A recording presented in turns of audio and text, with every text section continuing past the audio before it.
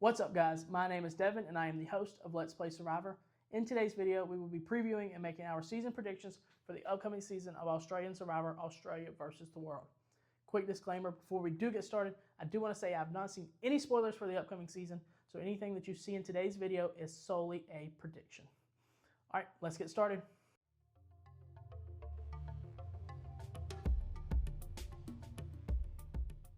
In 14th place, I have the King of Bankstown, George Madanov. George is coming in this season as one of 4 players that have designated at the highest threat level. While in the past, we have been accustomed to George fighting his way to the top when his back is against the wall, this time around I have concerns. Looking at his tribe of fellow Aussies, it seems as though George has negative social equity. The combination of his chaotic reputation and a fractured relationship with Shaunie leads me to believe he will be the first boot from the Australian tribe.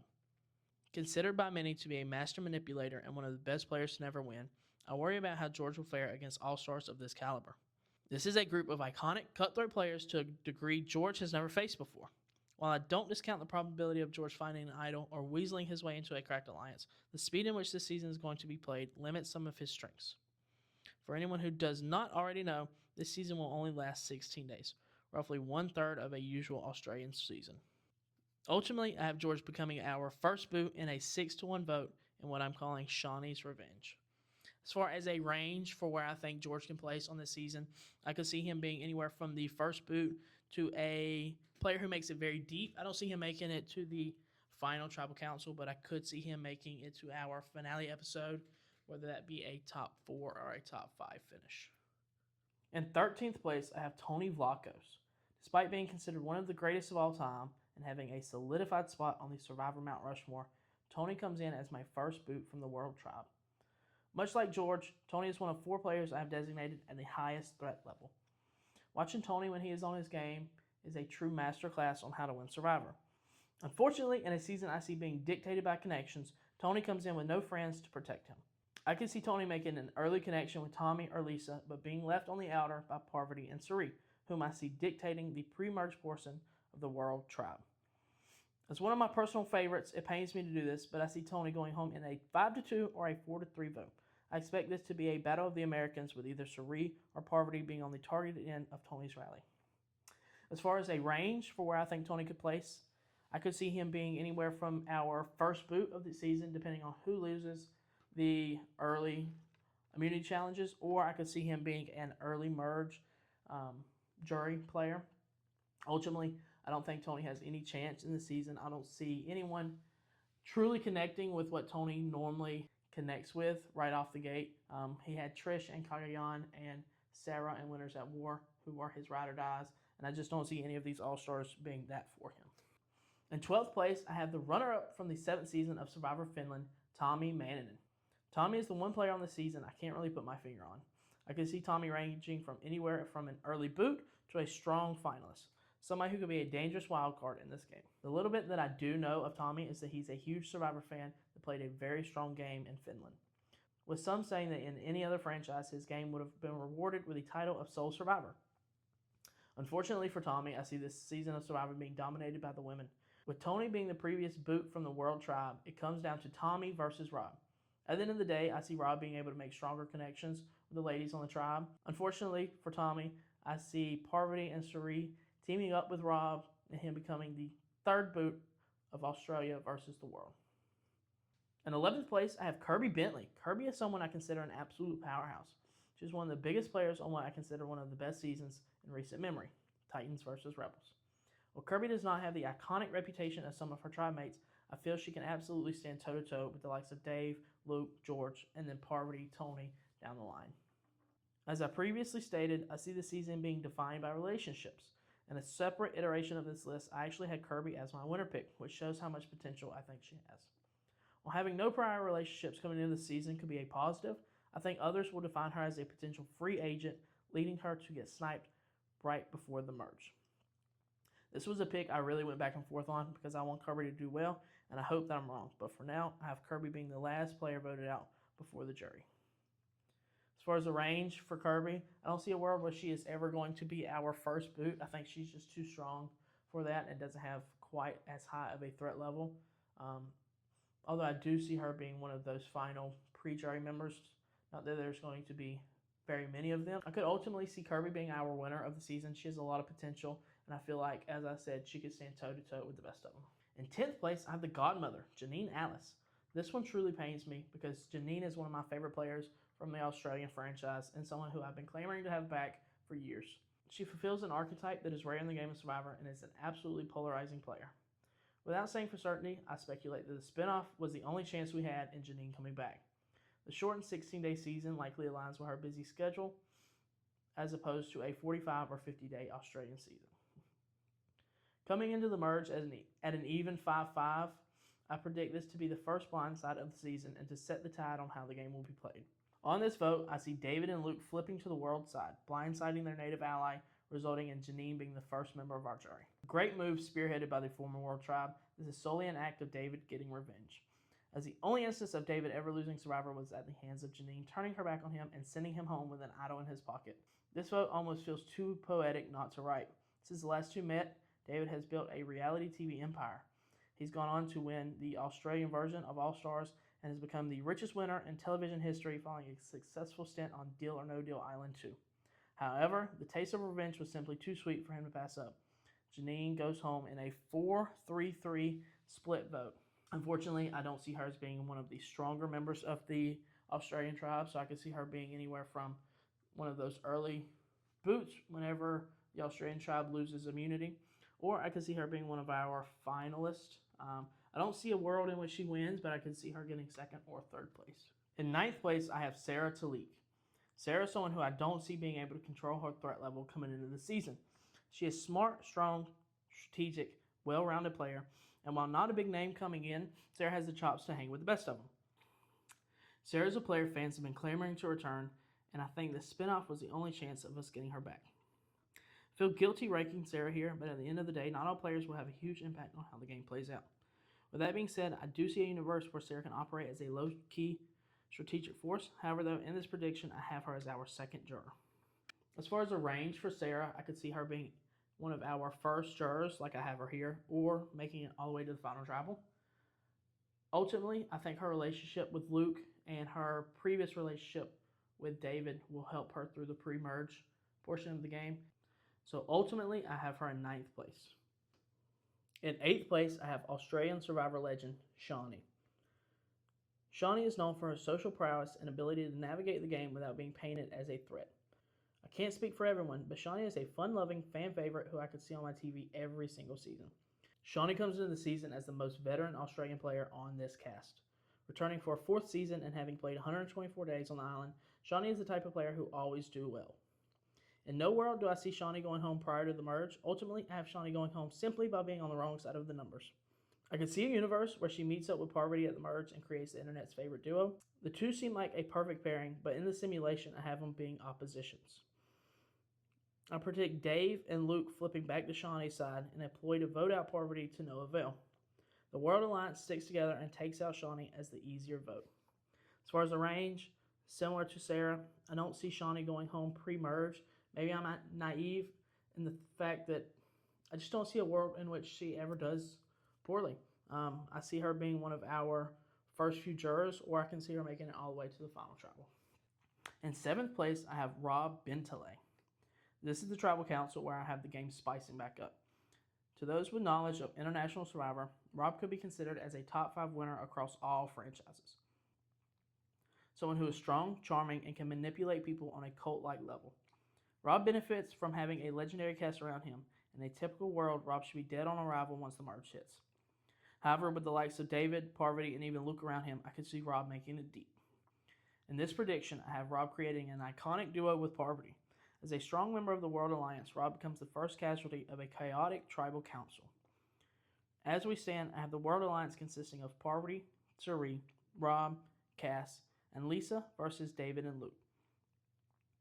In this scenario, I have David winning immunity, Luke playing an idol on himself, negating 3 votes, Parvati playing an idol on herself, negating 2, and unbeknownst to the group, Sere and Lisa split their votes on a Rob to cover all their bases. Due to the other players playing an idol, Rob becomes our 4th jury member.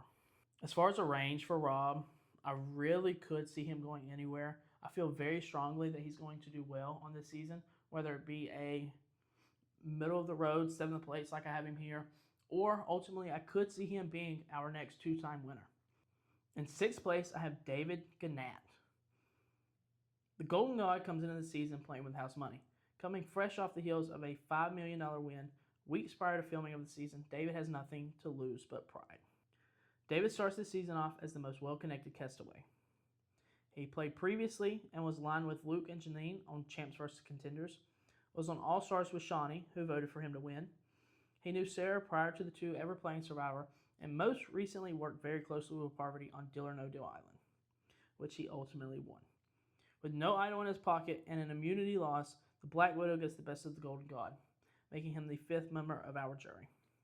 Much of the narrative I've predicted on this season revolves around the dynamics of Dave and Parvati. The two main characters of the season and respectful adversaries, it was Parvati's World Alliance who won the war. With ultimately one of the biggest targets on his back, David navigating this deep into the game would be truly impressive. As far as a range, I could see him being one of our last pre-jurors. As far as a ceiling, as far as I think he can get, is right here, middle of the jury, 6th place, 5th place, somewhere around there. I don't think David has a shot. Just like Tony, who I have as our second boot. David's too much of a threat. I don't think there's any world where they let the Golden God become our next 2-time Solar Survivor. In 5th place, I have Parvati Shallow. The Black Widow comes into the season as one of the biggest threats to win it all. Coming off the heels of her worst Survivor performance, where she placed 15th on Winners at War, Parvati will be seeking redemption. In this simulation, I have had Parvati control much of what's happened in the game. A powerhouse duo with David evolving into enemies was the biggest narrative plot of the season. Combined with her close partnership with Rob and Cass, the season was a return to form for the Survivor legend. In the end, an old friend got the best of her. With Luke winning immunity, the World Alliance had to turn on their own. Luke ended up as a swing vote, with Parvati and Cass on one side and Sere and Lisa on the other. In the end, Parvati was deemed as the biggest threat still in the game and was voted out, making her our 6th juror. As far as the range for Parvati, I could see her floor being an early merge player, whether that be 1st or 2nd juror in the game. But ultimately, I could see a world where Parvati is our sole survivor. She is an iconic player for a reason. She's able to navigate and use her charm to get the best of everyone. If they're not careful, I could see a world where she ends up winning. In 4th place, I have Sere Fields. Sere is known as the best player to never win. In her Survivor appearances, Sere has never gone home to a standard majority vote. Having lost to Fire, voted out due to a surprise Final 2, idled out in Heroes vs. Villains, and notoriously going home with 0 votes as the only player eligible to leave in Game Changers. Sere comes into this international showdown looking to change history for the better. After developing a strong bond with Lisa, the two navigated the post-merge game alongside Parvati and the other remaining world players. Sere was able to hide amongst the shadows of the giants around her, diminishing her threat level despite being a walking legend herself. In this simulation, Luke claims the final immunity. This leaves the remaining world players left to fight amongst themselves. In a heartbreaking turn of events, Lisa sides with Luke and Cass to vote out her strongest ally in Sere. So, in a 3-1 vote, Sere becomes the final member of our jury. As far as a range for Sere, similar to Heroes vs. Villains, I could see her going home early. Not necessarily due to an idle play, but just because of her challenge strength. But again, just like Parvati, she's one of the greats, and so I could see her being one of our winners of the season. All right, so we have reached the final Tribal Council portion of the video. I do have it predicted as a final 3 for the season. I don't know for certain whether they're going to go 3 or 2. I just feel like Australia likes to change it up every season, and so I could see a world where they do either. In 3rd place, as our second runner-up, I have Cass. Cass is from the 2nd season of Survivor Quebec, where she ended up tied for 2nd as a 0-vote finalist. In my review of Cass, someone deemed her as a Amanda Kimmel-like player, a well-rounded person who was not aggressive enough to make the move to win her the game. Described as the 2nd best player on her season, second only to that season's sole survivor, Cass has all of the intangibles that makes a great Survivor player. Coming into a season of this magnitude, I'm intrigued to see how she compares to the legends around her. I see Cass making strong bonds right off the bat that will last her deep into the game. Never will she be considered the biggest threat. I am curious to see if history will repeat itself. Can Cass prove her doubters wrong and find redemption in her missed opportunities from Quebec? Ultimately, I have Cass as our 0 vote finalist for this season. As far as the range for Cass, I could see her being a mid-merge boot, so that being anywhere from 7th, 6th, or 5th place. And then, of course, as I have her here as one of our finalists. As our second runner-up, I have the People's Champion, Luke Toki. Luke is known as the original fan favorite from the Australian franchise, having built a name for himself in the 2017 season of Australian Survivor. Due to the overwhelming fanfare, Luke became the first player to make his return within the AU franchise, being brought back as his sole returnee during Champs vs. Contenders 2. My prediction of Luke for Australia vs. the world is one of an underdog. After finding himself on the bottom at the final 8, Luke used a combination of challenge wins and immunity idols to will himself into the final 3.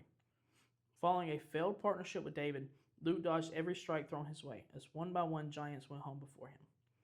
Luke ends this season having successfully played one idol and winning the final 2 immunity challenges. These immunities were crucial to his survival in the game. Despite his underdog heroics, Luke finishes the season as our runner-up. The season closes with Luke receiving votes from Sere, David, and Rob. As far as a floor for Luke, you can kind of see I have all the big, strong guys. I could see potentially being one of the last people leaving pre-jury. But also I could see a world where Luke does finally get that crown of sole survivor. So last but not least is our winner. Closing out this prediction video with an off-the-wall pick, I have Lisa as our sole survivor. I went back and forth over different scenarios, but ultimately landed on Lisa as our next 2-time winner and sole survivor. Even with a previous survivor crown, I see Lisa coming into the season with a minimal threat level. A Survivor superfan who knows the game well and isn't afraid to play aggressively, I think Lisa is going to surprise a lot of people.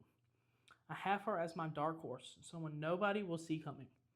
In this simulation, I have her developing a close partnership with Sere, who she has outright labeled as her favorite player. The two were an integral part of the World Alliance and were responsible for turning of the tables when they voted out Rob. Just like her game in New Zealand, I expect Lisa to play a strong strategic game which pushes her over the edge past a player who many consider more likable. I can see her going early as our first boot, or I can see her being our winner. Making it all the way, I decided to go bold and predict her as our sole survivor. So there you have it, my predictions for Australian Survivor, Australia versus the world. I have Lisa Holmes, the New Zealand native, as our sole survivor and our next 2-time Survivor champion. That's all I have for today's video. Please leave your thoughts in the comment section below. I hope you enjoyed the video, and until next time, the tribe has spoken.